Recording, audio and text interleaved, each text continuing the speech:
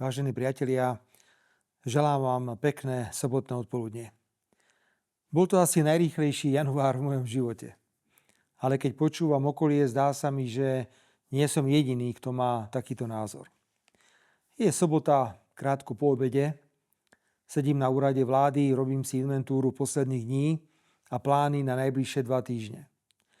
Popri tom som si po dlhšom čase prečítal správy našich skvelých médií a opäť sa mi potvrdzuje, že sú posadnuté nenávisťou, že zo zrnka pravdy vedia upiecť 3-kilový bochník klamstiev, že skvele vedia oddeliť plevy od zrna, aby potom zverejnili len plevy. Opäť sa mi potvrdzuje, že to bolo jedno z najsprávnejších rozhodnutí vzdať sa mobilného telefónu. Naozaj žijem a pracujem už niekoľko rokov bez mobilu. Chápem, že nie každý si to môže dovoliť, ale v mojom prípade som minimálne oslobodený od sledovania negatívneho a nenávistného mediálneho priestoru na minútovej báze, ako to robia iní politici, ktorí s mobilnými telefónmi pracujú. Typickým príkladom mediálneho zúfalstva a nenávisti bola interpretácia správy francúzskeho prezidenta pána Macrona o našom stretnutí v Paríži, keď hovoril o strategickom prebudení. Denník N, Smečko či Aktuality sa išli pretrhnúť v informovaní, že som vraj urobil nejakú otočku, že Slovensko sa strategicky prebudilo. Ani jedno, ani druhé nie je pravda. Nevynášam informácie ze dôverných rozhovorov. Môžem ale s plnou vážnosťou potvrdiť, že rozhovor s francúzskym prezidentom mal mimoriadne významný obsah a týkal sa strategického prebudenia Európskej únie. Takýto rozhovor o únii som už dávno neviedol. Nikdy sa však nevzdám koncepcie slovenskej suverénnej zahraničnej politiky, orientované na všetky 4 strany, ktorá prináša pre Slovensko veľký efekt. Investície, rušenie vízovej povinnosti, rešpekt pre Slovensko za jeho suverénne postoje. Nikdy nebudem robiť žiadne otočky. Na každom stretnutí bez ohľadu na to, či to je čínsky prezident Xi Jinping, ruský prezident Vladimír Putin, americký prezident Donald Trump, francúzsky prezident Emmanuel Macron, či kdokoľvek iný, na prvom mieste je Slovensko a jeho záujmy. V tomto duchu som bol na stretnutí s francúzskym prezidentom osobitne ostrý na adresu Európskej komisie a jej návrhu zastaviť akýkoľvek dovoz plynu z Ruska do Európy. Zdôraznil som význam viesť dialóg so všetkými a presvedčenie, že Európska komisia potrebuje personálnu rekonštrukciu. Ako mám pre Boha rešpektovať komisára Európskej komisie pre energetiku, ktorý pred 2 dňami vyhlásil, že sa obáva závislosti Európskej únie od dovozu skvapalneného plynu zo Spojených štátov. Toho komisára, do kompetencie ktorého patrí schválený návrh komisie zastaviť dovoz plynu z Ruska. Rozhodnutia, proti ktorému Slovensko ostro hlasovalo a proti ktorému podáva aj žalobu. Odporúčam komisárovi, aby si každý deň ráno prečítal to, čo robil deň predtým, aby nevyzeral ako pometený. A celkovo, ak sa pozriem na jeho výkon, ako sa na nás vykašľal po zastavení tranzitu ruského plynu cez Ukrajinu, ako nič nerobí s vysokými cenami energií, bolo by asi užitočnejšie, keby sme do jeho kresla posadili plyšového medveďa. To isté platí aj o tzv. Ministerke zahraničných vecí Kaji Kallasovej, z ktorou sa nikto z rozhodujúcich hráčov nerozpráva. No a nezabúdajme, že ryba smrdí od hlavy a výmena na poste predsedu Európskej komisie by bola najprospešnejšia pre všetkých. Som rád, že takto to vidia aj poslanci Európskeho parlamentu za Smer, Slovenskú sociálnu demokraciu pri hlasovaniach o dôvere predsedničke Európskej komisie. Slovenská vláda bude viesť dialóg so všetkými, ktorí majú záujem, aj s Kubou. Nerobí a nebude robiť žiadne otočky v zahraničnej politike a svoju nezávislosť a suverenitu založenú na dôslednom dodržiavaní medzinárodného práva a nezasahovania do vnútorných záležitostí iných nepredá za žiadny judášsky groš. Február bude opäť veľmi náročný. Očakávame už dohodnuté a oznámené návštevy, ale budú aj prekvapenia.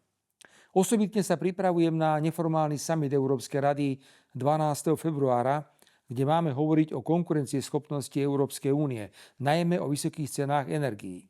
Dúfam, že konečne prejdeme od prázdneho mlátenia slamy ku skutkom.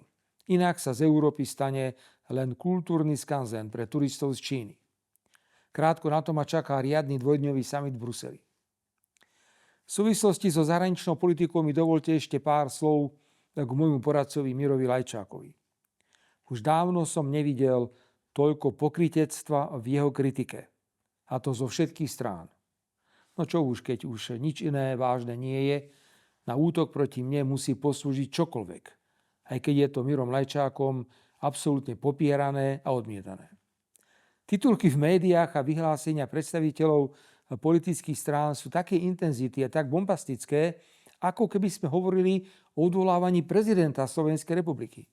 Pritom ide o jedného z poradného zboru a predsedu vlády. Miro sa však opäť prejavil ako veľký diplomat. A ja jeho ponuku na ukončenie spolupráce prijímam.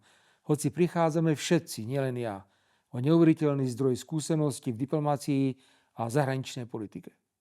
Je zvláštne, že podobná symbióza médií, opozičných a vládnych strán nevzniká aj pri rodine mladého Šimečku, lídra opozície, ktorá svojimi grantovými podvodmi na úrovni Slovenska a Európskej únie predstavuje pre našu krajinu podstatne väčšie reputačné riziko ako ordinárny post poradcu predsedu vlády.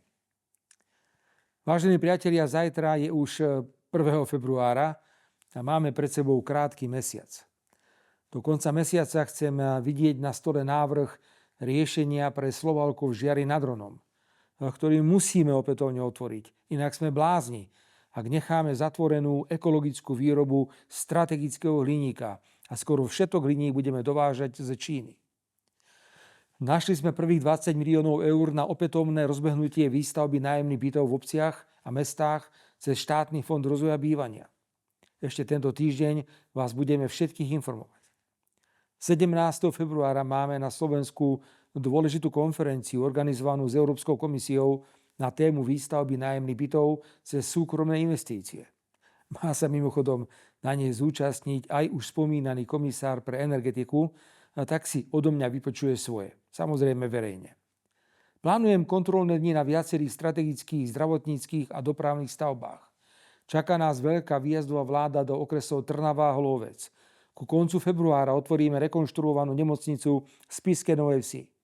Prebehnú rokovania s niektorými zahraničnými firmami, ktoré by sa mohli zúčastniť na výstavbe nového jadrového zdroja v Jaslovských Bohuniciach. Rozbiehame intenzívnu spoluprácu s OECD na prorastových opatreniach a február bude dôležitý aj z pohľadu prác na vízii a stratégii Slovenska do roku 2040. Strategického materiálu, na ktorom vláda pracuje spoločne so Slovenskou akadémiou vied. Musíme predvídať a plánovať. Zázračná ruka voľného trhu je obyčajná blbosť. Verím, že počas mojich 2 februárových návštev Bruselu si nájdem čas na návštevu blízkeho mesta, kde si chcem na vlastné oči pozrieť automatizovanú mestskú hromadnú dopravu. Po slovensky povedané autobusy bez vodičov. Autonómne vozidlá pri všetkej úcte vyvolávajú u mňa aj obavy, aj rešpekt. Avšak aj na Slovensku budeme musieť o nich uvažovať. Podobne ako aj o vyššej miere digitalizácie a robotizácie. To je totiž jedna z ciest, ako riešiť akútny nedostatok pracovnej sily a dôsledky stárnutia. Samozrejme, že sa nemôžem vyhnúť ako predseda strany ani rozsiahlej stranickej práci. A hlavne každému odporúčam, aby neignoroval šport. V mojom prípade je základom môjho prežitia. Niekedy už idem do extrémností a ráno potrebujem nejaký čas na poskladanie celého tela, ale endorfíny zo športu sa nedajú nahradiť ničím. Pekný zostatok víkendu.